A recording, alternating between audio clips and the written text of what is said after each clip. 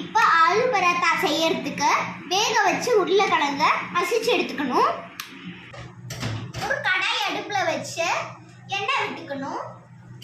நறுக்கின வெங்காயம் அதோட ஒரு பச்சை மிளகாய் நல்லா வதக்கிக்கணும்.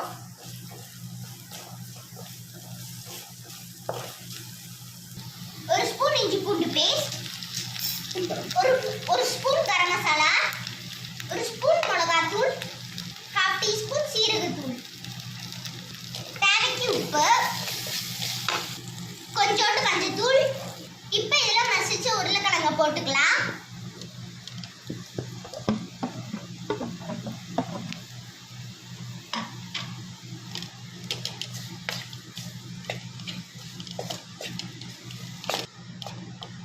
இப்போ நம்மளோட ஸ்டஃபிங் ரெடி ஆயிடுச்சு.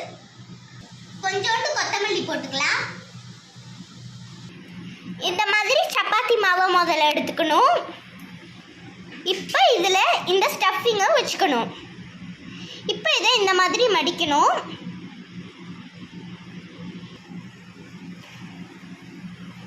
இந்த மாதிரி தேய்ச்சிக்கணும்.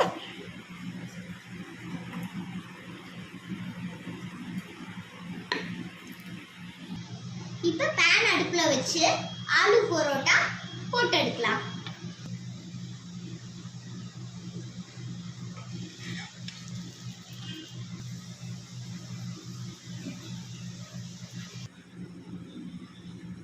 இது நம்மளோட ஆலு பரோட்டா ரெடி ஆயிடுச்சு. இதே மாதிரி உங்கள் வீட்லேயே செஞ்சு பாருங்கள், அல்டிமேட்டாக இருக்கும்.